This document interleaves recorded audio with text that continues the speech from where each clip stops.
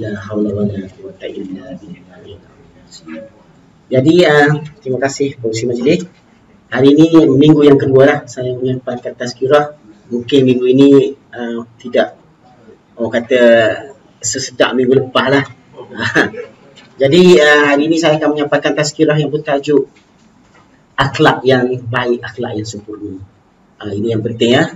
Sebagaimana sabda Rasulullah sallallahu alaihi wasallam, qala Rasulullah sallallahu alaihi wasallam, innama bu'istu lil utamimma sholihah akhlaqi, yang bermaksud sesungguhnya daku, yakni Rasulullah sallallahu alaihi wasallam diutuskan untuk menyempurnakan akhlak yang baik. Jadi akhlak yang baik ini merupakan satu amalan yang sangat mulia di sisi Allah Subhanahu Wa Taala. Di mana jika akhlak kita ini rosak, maka amalan-amalan lainnya pun tidak akan memberi sebarang makna. Ini ada satu kisah di mana seorang wanita di waktu siangnya ia sentiasa berpuasa. Di waktu malamnya dia menghabiskan dengan mengaji Quran dan juga mengerjakan solat-solat tahajud. Sehingga dia menjadi perbualan dalam kalangan sahabat-sahabat. Bila wanita itu lalu sahabat berkata, inilah contoh. Wanita inilah ahli syurga. Ahli syurga dia kata. Tetapi semasa sahabat-sahabat ini sedang berbicara tentang wanita tersebut, terdengar oleh Rasulullah sallallahu alaihi wasallam. Rasulullah sallallahu alaihi wasallam berkata, la hiya finna. Rasulullah kata, hiya finna, iaitu tidak, wanita ini bukan ahli syurga, tetapi dia berada di dalam neraka.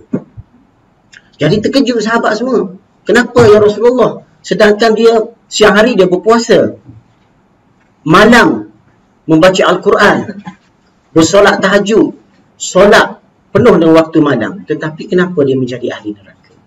Rasulullah berkata, wanita ini walaupun dia kuat beramal ibadat, tetapi dia tidak menjaga lidahnya.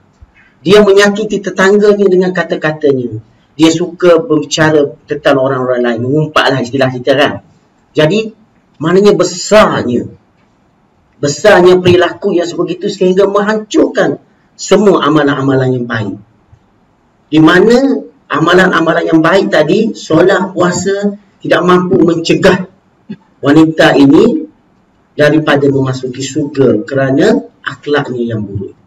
Ini salah satu contoh. Saya nak cerita pada hari ini kisah seorang gubernur di negeri Syam yang bernama Sa'id bin Amir. Itu permulaan mukadimah ya. Sa'id bin Amir. Sa'id bin Amir ni adalah salah seorang sahabat Rasulullah SAW. Jadi dia memeluk Islam selepas peristiwa Kubayt, salah seorang sahabat yang dibunuh dan diseksa oleh orang kafir Quraisy. Masa Kubayt dibunuh ini, Sa'id bin Amir ini berada dan dia melihat, tetapi dia tidak dapat membantu. Selepas itulah dia memeluk Islam. Jadi masa pemerintahan Khulafa Ar-Rasyidin, iaitu zaman Khalifah Sayyidina Umar Al-Khattab radhiyallahu an, Sayyidina Umar ni nak memilih salah seorang sahabat untuk memberi jawatan gubernur di negeri Syam, di kawasan Rom. Jadi pada firasat Sayyidina Umar, orang yang paling layak ialah Sa'id bin Amir. Sebab dia telah melihat akhlak Sa'id bin Amir ni sangat baik, sangat bagus. Orang yang akhlaknya, orang kata macam akhlak Nabi lah, beramal dengan akhlak Rasulullah. Jadi Sayyidina Umar rasa firasat dia sudah tidak salah. Dia pun memanggil Sa'id bin Amir untuk diberi dan dilantik sebagai gubernur di wilayah Syam. Apabila dipanggil Sa'id bin Amir sangat marah kepada Sayyidina Umar. Dia kata, wahai Umar, janganlah kamu merosakkan akhiratku dengan jawatan ini. Maknanya kalau kita tengok sahabat-sahabat dulu takutnya untuk diberi amanah dan tanggungjawab. Betapa cantiknya akhlak. Jadi Sa'id bin Amir berkata, dia tak nak jawatan itu akan merosakkan akhirat dia. Sebab dia cukup jaga kehidupan dia. Dia takut apabila diberi jawatan, dia tidak mampu laksanakan dan akhirnya dia dipersoalkan oleh Allah Subhanahu Wa Taala di akhirat. Walau bagaimanapun setelah dipujuk dan diberi nasihat dan dipaksa, akhirnya dia terpaksa menerima juga jawatan gubernur di negeri Syam. Setelah sekian lama dia menjadi gubernur di negeri Syam, maka Amirul Mukminin Sayyidina Umar radhiyallahu anhu dia pergi menziarah di Syam. Apabila dia pergi di Syam, dia berjumpa dengan orang-orang kepercayaan dia. Tak jumpa dengan Sa'id bin Amir lagi. Jadi Sayyidina Umar kata, senaraikanlah nama-nama fakir miskin di daerah Rum, di kawasan wilayah Syam ini, untuk dia bahagikan harta zakat. Maka disenaraikanlah oleh orang-orang yang kepercayaan Sayyidina Umar tadi. Apabila disenarai, diserahkan senarai itu kepada Sayyidina Umar Al-Khattab. Bila Sayyidina Umar melihat senarai nombor 1, hak duduk depan kali, hak atas kali ialah Sa'id bin Amir. Nama. Mana pun nerima zakat yang pertama. Sayyidina Umar kata, bukankah Sa'id bin Amir ni gubernur tamu? Macam mana dia berada senarai nombor 1 orang fakir? Betul lah dia kata, ini Sa'id bin Amir. Maknanya senarai fakir miskin gubernur dia nombor 1. Sayyidina Umar kata, pelik ni. Sayyidina Umar pun mengambil 1000 dinar wang emas, beri kepada orang kepercayaan dia tadi. Dia kata, bagi duit ini kepada Sa'id bin Amir. Sebab dia ni nombor 1 fakir miskin. Jadi kawan tu pun pergilah ke rumah Sa'id bin Amir. Dia bagi 1000 dinar dan wang emas. Apabila diberi kepada Sa'id bin Amir 1000 wang emas tadi, Sa'id bin Amir pun mengucap, inna lillahi wa inna ilaihi raji'un. Isteri dia terkejut. Dia kata, kenapa? Wahai suamiku, Sayyidina Umar meninggal ke? Dia kata lebih besar lagi daripada itu. Kenapa? Dia kata, Sayyidina Umar ni ingin merosakkan lagi akhirat dia dengan memberi harta dunia ini. Dia takut nak menerima. Jadi duit yang dia dapat tadi, dia bahagikan terus kepada fakir-fakir miskin. Dia tak nak terima. Sebab bagi dia cukuplah kebahagiaan dia walaupun dia ada harta. Begitulah akhlak Sa'id bin Amir.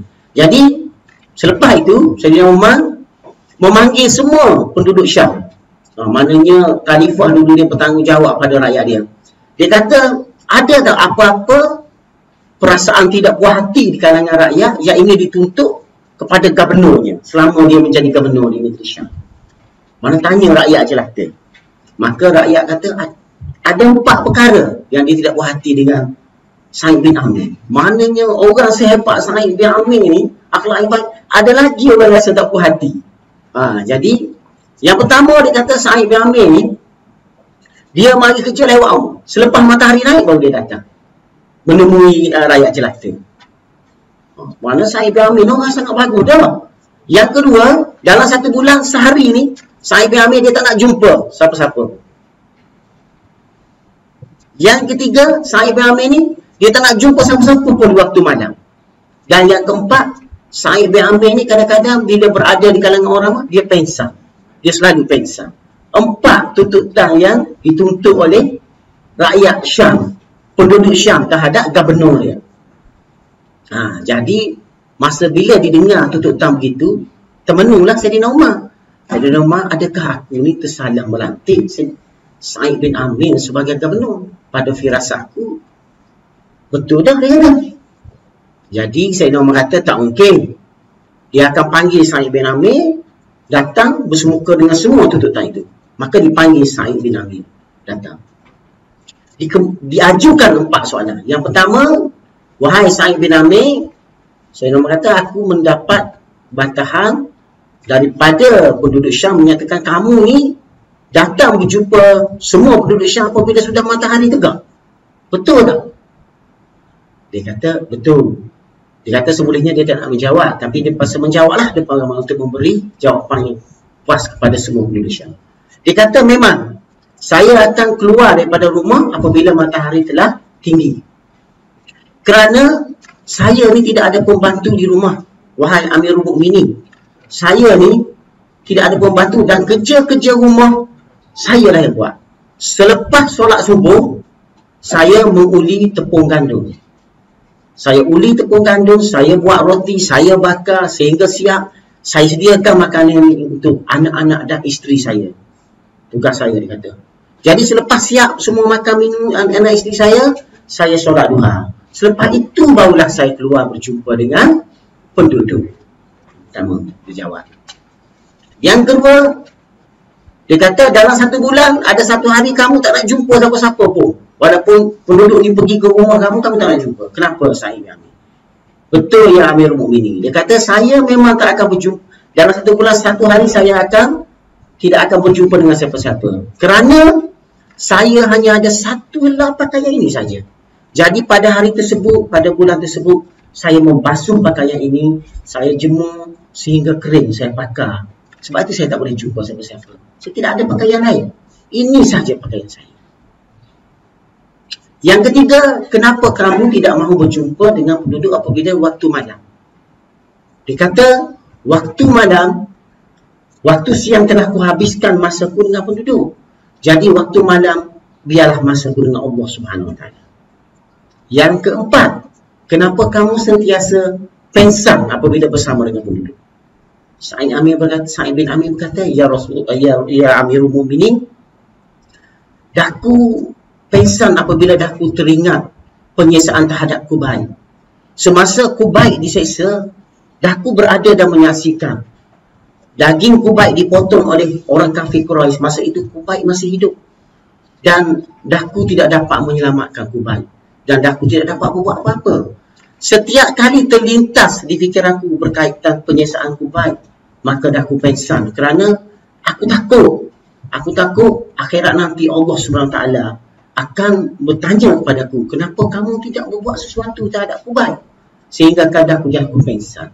Itulah 4 jawapan yang diberikan oleh Sa'id bin Amir. Dan Amirul Mukminin puas hati dan semua rakyat dia puas hati. Maknanya itulah pemimpin yang menjadi contoh teladan akhlak yang terbaik yang dipilih oleh Amirul Mukminin Sayyidina Umar Al-Khattab.